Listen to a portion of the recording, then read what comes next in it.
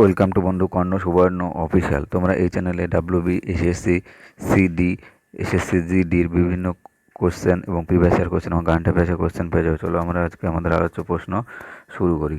প্রথম প্রশ্ন হচ্ছে, India has launch its first 1.0 GHz gigabyte 64 dual core indigenous micro processor, what is the name? এখানে যেটা হলো বাংলায় হচ্ছে প্রশ্ন হচ্ছে যে ভারত প্রথম যে স্বদেশীয় তৈরি করেছে যেটা বলে 1.0 গিগাওয়াট যে ডিউয়াল কোর ইন্ডিজিনাস মাইক্রো প্রসেসর, যেটা মোবাইলে ব্যবহার করা হয়, সেটার নাম হচ্ছে ধ্রুব 64। ইন্ডিয়া অর্থাৎ ভারত প্রথম তৈরি করেছে তার যে ইন্ডিজিনাস মাইক্রো প্রসেসর, সেটা ধ্রুব 64।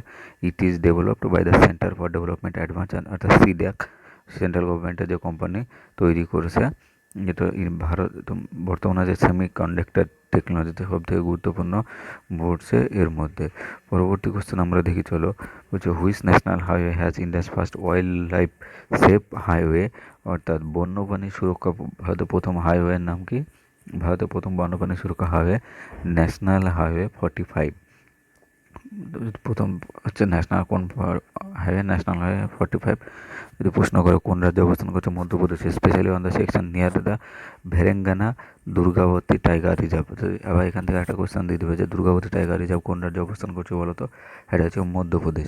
যদি প্রশ্ন আছে প্রজেক্ট টাইগার কত সালে লঞ্চ করা হয়েছিল বলো তো? 1973 সালে। ঠিক। দ্য রাইস থার্মোপ্লাস্টিক মার্কেটিং, যে রেড লাইট, অর্থাৎ যে রাস্তার মধ্যে আমরা যে আমাদের যে নর্মাল ন্যাশনাল হাইওয়েগুলো কি হয় সাদা হয়, কিন্তু ওই যে বন্যপ্রাণী যে টাইগার রিজার্ভের মধ্যে সেটাকে লাল দেওয়া হয়েছে, যাতে যারা গাড়ির ড্রাইভার তারা দেখে বুঝতে পারে এবং গাড়ি চালক এবং কী করবে সেখানে যাতে গাড়ির স্পিডটা কমে যাতে ওয়াইল্ড লাইফটা প্রোটেকশন দিতে পারে, সেটা যাতে কোনো ক্ষতি না হয় সেটা।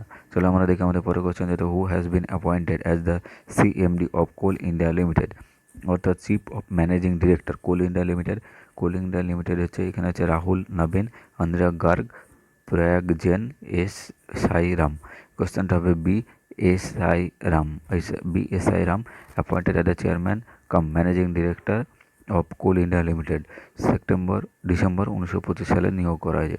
যদি তোমাদের কোশ্চেন আছে কোল ইন্ডিয়া লিমিটেড যে কী ধরনের পিওসিউ, অর্থাৎ মিনিরত্ন, নবরত্ন না মহারত্ন? যদি হয় সেটা হচ্ছে মহারত্ন লিমিটেড। কোল ইন্ডিয়া লিমিটেড তৈরি করা হয়েছিল 1972 সালে, যার হেডকোয়ার্টার হচ্ছে প্রথমে কলকাতা ছিল, পরবর্তীকালে সেটাকে শিফট করে মুম্বাইয়ে নিয়ে গিয়েছে। কোল ইন্ডিয়া লিমিটেড। এনটিপিসি ন্যাশনাল থার্মাল পাওয়ার কর্পোরেশন, সেটা হচ্ছে একটা কি যে মহারত্ন কোম্পানি। সেল হচ্ছে 1975 সালে তৈরি করা হয়েছিল, হেডকোয়ার্টার হচ্ছে Kolkata. SAIL authority of India যে ভারতবর্ষে যত স্টিল প্রোডাকশন দেখে। তো চলো আমরা দেখি আমাদের পরে question, who one the best series award at the Filmfare OTT award? OTT মানে যে সমস্ত মোবাইল অ্যাপের মাধ্যমে যে সমস্ত সিনেমাগুলো চলে, যেগুলো সিনেমা হলে রিলিজ হয় না কিন্তু মোবাইলে বিভিন্ন ধরনের ওটিটি প্ল্যাটফর্ম, যেমন হচ্ছে হইচই, অ্যামাজন, নেটফ্লিক্স, জিও প্ল্যাটফর্ম, এগুলো হলে ওটিটি প্ল্যাটফর্ম, যেগুলো সেই অপশান হচ্ছে black warrant, Mirzapur Panchayat, the night tiger, সেটা হচ্ছে ব্ল্যাক ওয়ারেন্ট।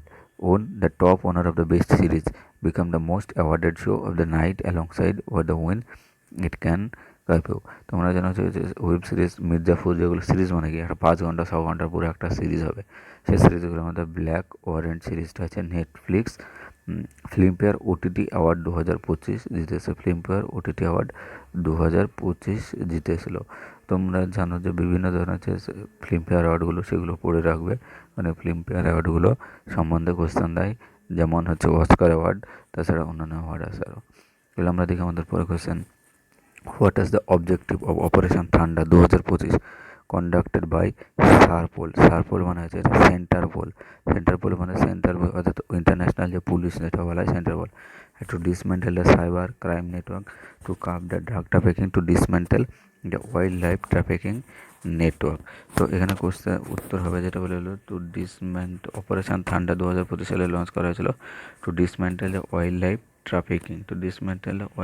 ট্রাফিকিং। এটা কে চালু করেছিল সেটা বলে হলো Interpol and world custom organisation. Interpol এবং world custom organisation both jointly এটাকে লঞ্চ করেছে। তার মেন উদ্দেশ্য হচ্ছে যে বিভিন্ন ধরনের যে ওয়াইল্ড লাইফ ট্রান্সফার হয় এক জায়গা থেকে আরেক জায়গায় ইললিগালিভাবে, তাদের যে বেশি অর্থনৈতিক মুনাফা লোভে ইললিগালিভাবে বন্যপ্রাণী যে ধ্বংস হচ্ছে সেইটার কারণে এই অপারেশন লঞ্চ করা হয়েছিল। এগুলো আমরা দেখি যে পরে question, prime minister Narendra Modi was awarded the highest honour of which country, the great honour of Nishan. যদি প্রশ্ন, ভারতের প্রধানমন্ত্রী অর্থাৎ নরেন্দ্র মোদী কোন দেশের যে হাইয়েস্ট অনার, যেটা দ্য গ্রেট অনার নিশান পেয়েছে recently? Jordan, Oman, Egypt, Ethiopia. এইখানকার যে প্রশ্নের উত্তর হবে সেটা হচ্ছে ইথিওপিয়া। তোমরা জানো যে ডিসেম্বর মাসের আমাদের প্রধানমন্ত্রী নরেন্দ্র মোদীজি তিনি একসাথে 3টে ট্যুর করেছে। কী কী? সেখানে হচ্ছে জর্ডন, ওমান আর আছে ইথিওপিয়া।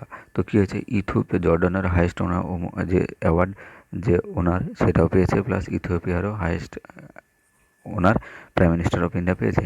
এখানে হচ্ছে great honour Nishan of Ethiopia, অর্থাৎ ইথিওপিয়ার সব থেকে বড়ো সম্মান যেটা বলে, এটা সে দেশের সব থেকে বড়ো সম্মান। এটা কে পেয়েছে? সেটার নাম হচ্ছে প্রাইম মিনিস্টার নরেন্দ্র মোদী। সে অ্যাওয়ার্ডটার নাম হচ্ছে ইথিওপিয়া। এখানে কান্ট্রি হচ্ছে ইথিওপিয়া। ইথিওপিয়া।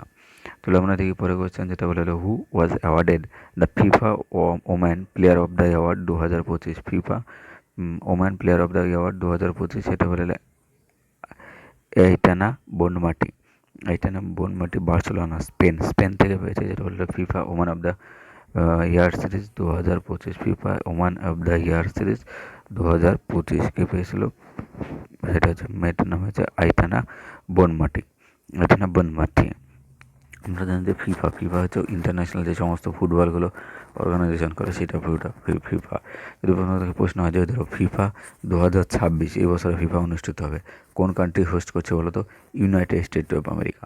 পরবর্তী হচ্ছে 2030 হচ্ছে ইংল্যান্ড হোস্ট, কানাডা, এবছর তো হচ্ছে ইউনাইটেড স্টেট, কানাডা, মেক্সিকো 3জন মিলে হোস্ট করে। পরবর্তীকালে হচ্ছে ইউরোপের কান্ট্রিগুলো। আর 2034টা ইম্পর্টেন্ট, সেটা হচ্ছে সৌদি আরবিয়া। এই কোয়েশ্চেনটা দেয় এনটিপিসিতে, কোয়েশ্চেনটা দিয়েছে যে 2034 সালে কে হোস্ট করবে। পরবর্তী কোয়েশ্চেন দেখি, যেটা বললো বিটুইন যে which two country was the Ekatha exercise 2025 conducted, অর্থাৎ এনটিপিসি থেকে শুরু করে অন্যান্য কোয়েশ্চেনগুলো, বিশেষ করে WBSS ইত্যাদি এক্সারসাইজ থেকে কোয়েশ্চেন দিয়েছিল 2016 সালে। তো তোমরা এক্সারসাইজগুলো পড়বে। বিশেষ করে ভারতে যে 7টা যে প্রতিবেশী দেশ আছে তাদের সঙ্গে কী কী এক্সারসাইজ হয়, বাংলাদেশ বাদ দিয়ে, বাংলাদেশ আফগানিস্তান বাদ দিয়ে সবার সাথে এক্সারসাইজ হয়। এটা হচ্ছে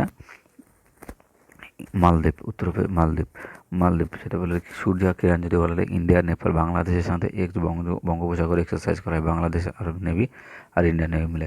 ইন্ডিয়ান নেভি অ্যান্ড যেটা মালদ্বীপ যে national defence force to enhance the maritime security and interoperability focusing driving asymmetric warfare and special অপারেশনের জন্য যেটা বলে এক্সারসাইজ লঞ্চ করা, সেটা বললে একাত্তা এক্সারসাইজ।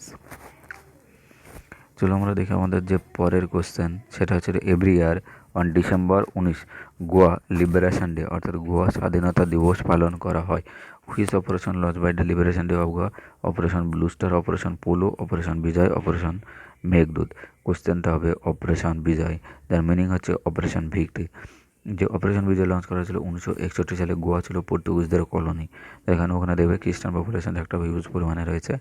যে গোয়া এবং দমন দিউ, যে এই যে অপারেশন বিজয়ের মধ্যে ভারত তখন ইন্ডিয়ান আর্মি, এয়ারফোর্স আর নেভি মিলে গোয়া, দমন দিউ এবং 450 সালে পর্তুগিজদের কলোনিয়াল রুল সেটাকে নষ্ট করেছিল। মানে 1947 সালে ইংরেজরা ভারত ছেড়ে গেলেও পর্তুগিজ যে সমস্ত কলোনি তারা গোয়া ছেড়ে যায়নি। তো পরবর্তীকালে মিলিটারি অ্যাকশনের মাধ্যমে ভারতকে গোয়াকে স্বাধীন করে ভারতের সঙ্গে ইন্টিগ্রেট করা হয়েছিল। যাদের চলে যাওয়ার কথা ছিল কিন্তু তারা সেটা ছেড়ে যায়নি। ঠিক আছে। আর অপারেশন ব্লু স্টার 1985 সালে হয়েছিল। কোথায় বলো তো? এটা হচ্ছে পাঞ্জাবে ব্লু স্টার। পরবর্তী কোশ্চেন হচ্ছে who became the most expensive overseas player in IPL 2025?